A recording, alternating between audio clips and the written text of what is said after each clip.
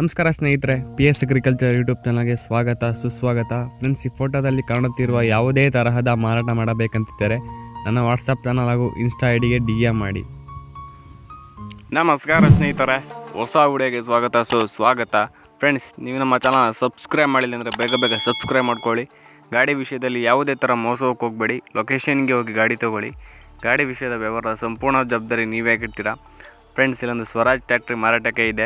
ಮಾಡಲು 2022 50 HP. ಗಾಡಿಯ running time ಬಂದ್ಬಿಟ್ಟು 800 ಅವರ್ಸ್ ರನ್ನಿಂಗ್ ಆಗಿದೆ.